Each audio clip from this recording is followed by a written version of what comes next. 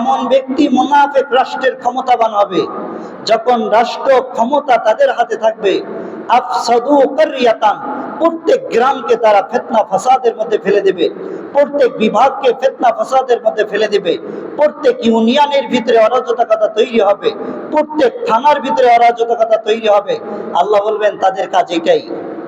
সূরা বাকারার শুরুর লগ্নে আল্লাহ তাআলা মানব জাতিকে 3 ভাগে বিভক্ত করছেন। কয় ভাগে? 3 ভাগে। এক ভাগ মুমিন মুসলমান, এক ভাগের নাম মুমিন মুসলমান, আর এক ভাগ কে কাফের মুশরিক। আমাদের বাংলা ভাষায় যদি আমরা বলতে চাই যেটাকে অমুসলিম বলে, সেখানে ইহুদি অন্তর্ভুক্ত, নাসারা অন্তর্ভুক্ত, বৌদ্ধ অন্তর্ভুক্ত, হিন্দু অন্তর্ভুক্ত, সনাতন ধর্ম অবলম্বীরা অন্তর্ভুক্ত। দ্বিতীয় প্রকারকে আমরা অমুসলিম বলে থাকি, যেটা কোরআন হাদিসের ভাষায় যাকে কাফের আর মুশরিক বলে। তৃতীয় প্রকার যাদেরকে আল্লাহ তাআলা শুরুর লগ্নে আলোচনা করছেন তাদেরকে বলা হয় মুনাফিক। এক তো মুসলিম মুমিন, দ্বিতীয় প্রকার কাফির মুশরিক, তৃতীয় প্রকার মুনাফিক। এই 3 প্রকারের আলোচনা আল্লাহ শুরুর লগ্নেই করছেন। প্রথম 4 আয়াতে আল্লাহ তাআলা মুমিনের আলোচনা, পরের 2 আয়াতে কাফির মুশরিকের আলোচনা, এরপরে 13 আয়াতে আল্লাহ তাআলা মুনাফিকের আলোচনা করছেন। আলোচনা বেশি কার? আলোচনা কার বেশি? মুমিনের, কাফেরের না মুনাফিকের? মুনাফিকের আলোচনা আল্লাহ তাআলা বিশেষ করে লম্বা বিস্তারিত আলোচনা করছেন।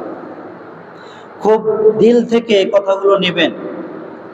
ইসলামের ক্ষতি কাফির মুশরিকের দ্বারা যতটুকু হয়েছে, একজন অমুসলিম, কাফের, ইহুদি, নাসারা, মাজুসি, যতটা ক্ষতি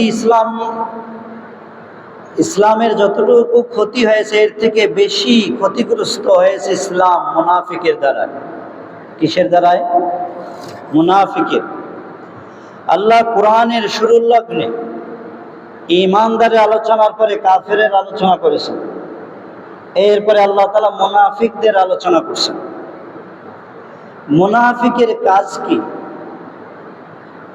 মুনাফিক পৃথিবীতে কি কাজ করবে? যারা মুখে কালিমা লা ইলাহা ইল্লাল্লাহ বলবে, অন্তরে কালিমা থাকবে না, মুখে কোরআনকে বিশ্বাস করে কথা বলবে কিন্তু অন্তর থেকে কোরআনের বিধান মানতে রাজি থাকবে না, এমন মুনাফিকদের কাজ কি কি হবে? আল্লাহ সূরা বাকারার শুরুর আয়াতগুলোতে মুনাফিকের 4টা কাজকে আল্লাহ তাআলা তুলছেন। আমরা এই মুনাফিকের কাজগুলো নিয়ে আলোচনা করব ইনশাআল্লাহ। এবং আমরা আমাদের সমাজে, আমাদের পরিবারে, আমাদের দেশে এবং বিশ্বকে সামনে রেখে এই 4 কাজটুকু, এই 4 বর্ণনাকে সামনে রেখে আমরা ওজন দেওয়ার চেষ্টা করব যে পৃথিবীতে বর্তমান জমানায় মুনাফিক কারা।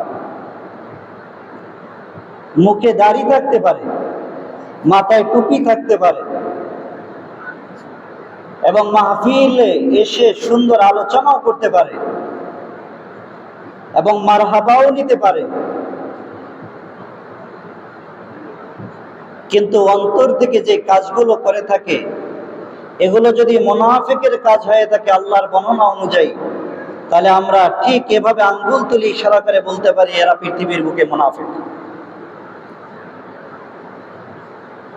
খুব মনোযোগ সহকারে আল্লাহ তাআলা সূরা বাকারাতে মুনাফিকের আলোচনা শুরু করতে গিয়ে বললেন, ওয়া মিনান নাসি মান ইয়াকুলু আমান্না বিল্লাহ ওয়া বিল ইয়াউমিল আখির ওয়া মা হুম বিমুমিনিন।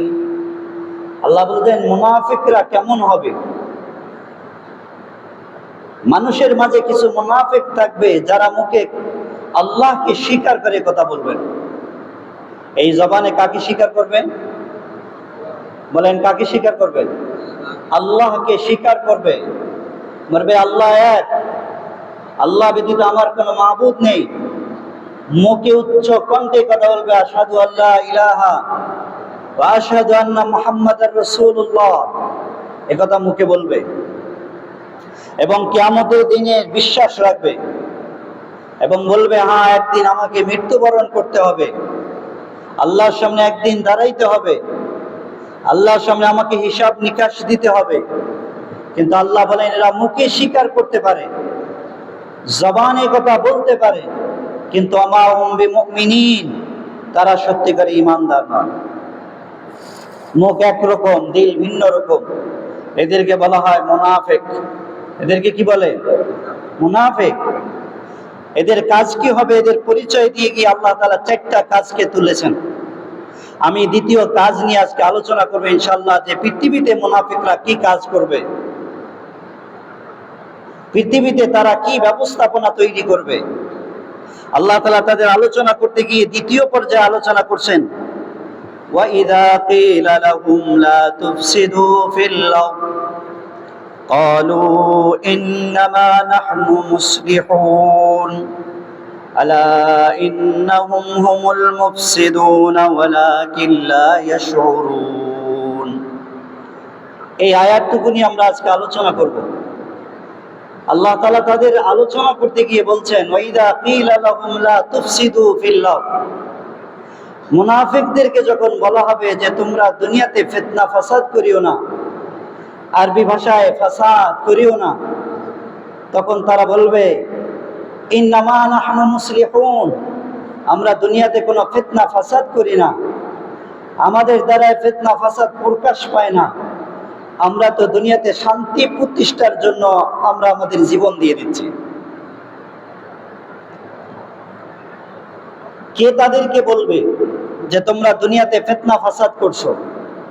এই ব্যাপারে মুফাসসিরিন ইকরামদের বহুত কৌল আসছে। এক কৌল যে দুনিয়ার কিছু আল্লাহওয়ালা মানুষ তাদেরকে বলবে, দ্বিতীয় কৌল আল্লাহ স্বয়ং তাদেরকে কোরআনের মাধ্যমে বলবেন, তৃতীয় কৌল নবী তাদেরকে বলবেন, চতুর্থ কৌল বুদ্ধিজীবীরা তাদেরকে বলবেন, যাদেরকে আল্লাহ তাআলা জ্ঞান দিয়েছেন, গরিমা দিয়েছেন, কোরআন হাদিসের ইলম দিয়েছেন, যাদেরকে শিক্ষিত বানিয়েছেন, যাদেরকে ওলামা টাইটেল দিয়েছেন, যাদেরকে আমরা মাথার তাজ মনে করি, তাদেরকে ডাক দিয়ে বলবেন তোমরা কেন দুনিয়াতে ফিতনা ফাসাদ করছো? তখন তারা চিৎকার করে বলবে ইন্নামা নাহনু মুসলিহুন, আমরা দুনিয়াতে ফিতনা ফাসাদ করছি না, আমরা দুনিয়াতে শান্তি প্রতিষ্ঠাতা করছি। আমাদেরকে বুঝতে হবে ফিতনা কাকে বলে, ফাসাদ কাকে বলে। তাফসীরের ভিতরে 3টা কথা, 3টা বর্ণনা এসেছে ফাসাদের। এক বর্ণনা, দ্বিতীয় বর্ণনা, তৃতীয় বর্ণনা। প্রথম যে বর্ণনাটা, এই বর্ণনাটাকে নিয়ে আমরা শুরুতেই আলোচনা করবো ইনশাআল্লাহ, ফাসাদ কাকে বলে। ফাসাদের শাব্দিক তরজমা যদি আমরা করে ফেলি, বাংলা ভাষায় আমরা বলতে অশান্তির সৃষ্টি করা। কিন্তু ফাসাদের অর্থ তাফসীরবিদরা ইবনে আব্বাস রাদিয়াল্লাহু তাআলা বলছেন, খুরুজুশ শাই আন কাউনিহি মুনতাফিআন বিহি।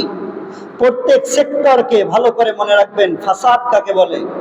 প্রত্যেক বিভাগ, প্রত্যেক সেক্টরকে এমনভাবে সাজানো, অস্থিরতা, নৈরাজ্য যেন ওই সেক্টর থেকে প্রকাশ পায়, এটাকে বলা হয় ফাসাদ।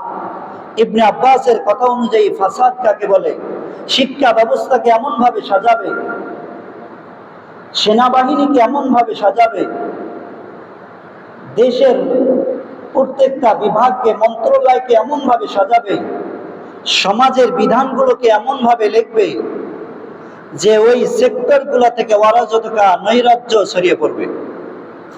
কিন্তু যখন তাদেরকে বলা হবে এই বিভাগকে এমন করে কেন সাজাইলেন, এই সেক্টরকে এভাবে কেন আপনারা তৈরি করলেন, এই শিক্ষা সিলেবাসকে কিভাবে এভাবে তৈরি করলেন, কেন আজকে পৃথিবীর ভিতরে ইলেকশনকে এভাবে সাজিয়ে নিলেন, তখন তারা বলবে ক্বালু ইন্নামা নাহনু মুসলিহুন, এই বিভাগকে এই জন্যই সাজিয়েছি, এই সেক্টরকে এই জন্যই সাজিয়েছি যে পৃথিবীতে শান্তি তৈরি করার জন্য।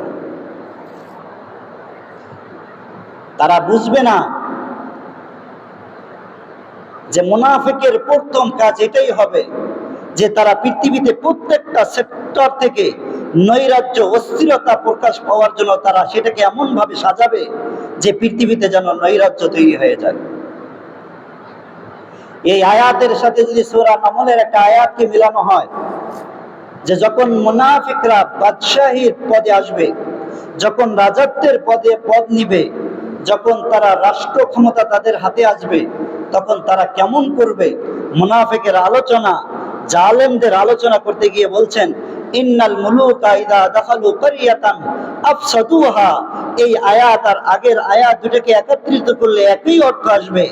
যখন এমন ব্যক্তি মুনাফিক রাষ্ট্রের ক্ষমতাবান হবে, যখন রাষ্ট্র ক্ষমতা তাদের হাতে থাকবে, আফসাদু ক্বরিয়াতান, প্রত্যেক গ্রামকে তারা ফিতনা ফাসাদের মধ্যে ফেলে দেবে, প্রত্যেক বিভাগকে ফিতনা ফাসাদের মধ্যে ফেলে দেবে, প্রত্যেক ইউনিয়নের ভিতরে অরাজকতা তৈরি হবে, প্রত্যেক থানার ভিতরে অরাজকতা তৈরি হবে। আল্লাহ বলবেন তাদের কাজ এটাই।